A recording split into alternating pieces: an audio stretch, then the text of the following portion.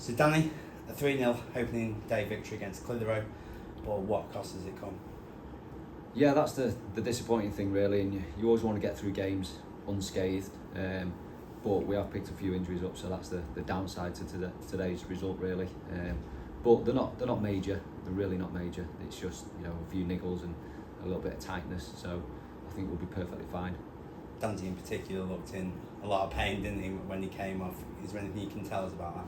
Just swelling around his ankle. He went over on his ankle and it was a heavy land from the opponent that caused the bad twist of the ankle really. So it's swelled up a bit. So we'll just assess in the next 24 hours, 48 hours as well, just to see if the swelling's come down. So he's probably the worst out of three. In terms of the match itself, what did you make of it? I thought we were absolutely outstanding. First half especially, I thought we stuck to our principles very, very well. We moved the ball very, very quickly. We were patient. We had the control build-up play that we like to have.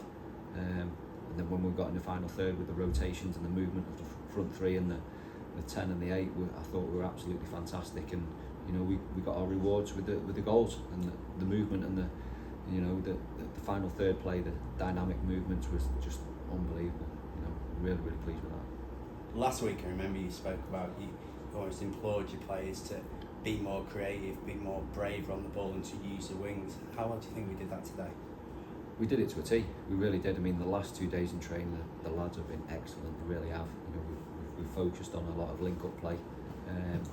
We really have, and it's so pleasing to see it come off in a game, because that's what you build up for. You work on certain things in training, and you just want the lads to take it on board, and hopefully it pays off. And today, thankfully, it has. How much technical ability and confidence did it take for James Berry to open the deadlock?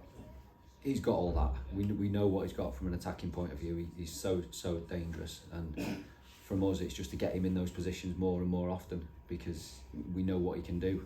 For me, it's working on his game off the ball, being more hard-working and disciplined and getting into a good shape. That'll take him forward. That really will, because his final third play is devastating. It really is. As manager, you're going to love a set piece, aren't you?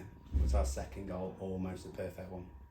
Yeah, definitely. I mean, we've been working on them the last 2 days in particular, really, really working on them, speaking about different scenarios and different things, and just giving the lads ideas really, how to unpick the opposition defence. And then I did call it to Paddy. I said it looked like it's on. I hope they look for it, and they did, and it's paid off. So it just goes to show, you put the hard work in, you'll get rewarded. So you're claiming credit for that goal then, yeah? No, not me, not at all. It's just pleasing to see, like I say, the hard work on the training pitch. It's good to see the lads coming up with ideas of their own and looking what's on, and not just just daydreaming and then having a shot, for instance, or cross. Do something different, be creative. We want the lads to do that. We've mentioned confidence before, obviously, in regard to James. But what an incredible piece of skill from Neil Kenji to hand Nicky Maynard to tap him for our third. No, exactly. I mean, we look for specific patterns in our build-up play, and the movement creates that. If you move too early, it doesn't happen. If you move too late, it doesn't happen. So that timing of the movement is so important. And like I say, to see the lads, listening, taking the information on board, and really thinking about the game in the final third, or even in the middle third when we're looking to build up, it's so pleasing to see, and it's big well done to the lads really. What was your half-time message? Because in some regards, I guess you'd want to say keep on going, but bearing in mind at that point we lost Jacob Hansen and Dante, was there an element of look after yourself as well, due to the fact that we were 3-0?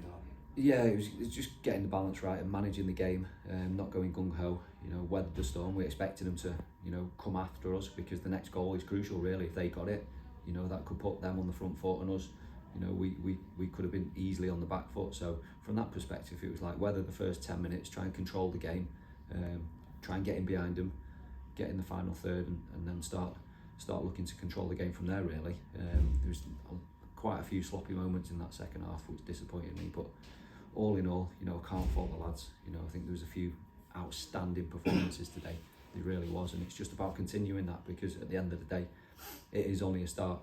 It's a good start. That's what we wanted before the game. So for us, it's just keeping our feet on the ground, and we keep building and look forward to Tuesday. Was there a time in that second period where almost game management came into play on top of not instead of, but more priorities than going forward to try and get a fourth. Yeah, definitely. We were shouting on from the side, game management, manage the game, keep the ball moving, tire them out, because obviously we had a few players on the pitch that were looking tired themselves, and we didn't want any injuries because we'd already had a few, so we didn't want a few more on top of that. So it was kind of like, just keep the ball moving, tire them out, and look to kill the game off really as a contest. So the lads did that, apart from some sloppy moments. That said though, we did have opportunities to get like a fourth and a fifth. Mendy, Alex Curran, for example. Yeah, we did. We still created those 3, 4, probably even 5 golden opportunities. You'd expect one of those to go in, but for whatever reason it didn't. It's just as well we did the damage in the first half, and we were in complete control really. Like I say, it was just about sticking to the standards, keeping them, in respect to them. They were always gonna have a go second half, and they had a few moments where they did look threatening. It was just reiterating that message to the boys, keep concentrating, don't switch off, and give them a sniff. So not only have we got a 100% start to the season, we've also got a 100% start in our new dugouts. We've swapped over, haven't we? Tell us a little bit about the rationale behind that. Yeah. I think it got mentioned last season really, but we never changed it. Just in regards to you're same side as the linesman really, so you can have a more of a detailed conversation instead of shouting from the other technical area. You can have a conversation with him easily. So from that perspective, it's important really, because you got that communication, whereas on the other side you're a little bit too far away. Otherwise you start shouting and you don't like him shouting at you, so it's not great from that perspective. And to be fair, it worked well, because first half could really get into the lads going forward with their movement, etc. So it was all right. And let's have it right, communicating with officials was very much needed in that second period, wasn't it? From your point of view, just tell us what went on. Yeah, it's just bizarre, wasn't it? I've never experienced that in my whole career. Referee, he obviously took the ball to the face. I don't know if he broke his nose, but he was bleeding quite badly, and he just said he couldn't see properly. So we were like, oh God, here we go. What happens now? So obviously a member of the crowd came over saying he could do it, but they weren't happy. They wanted it called off and all that nonsense. So it was lucky that someone did turn up and could run the line, just to see the game through really. It was a bit bizarre. And looking forward, massive local derby on Tuesday against Lake Town.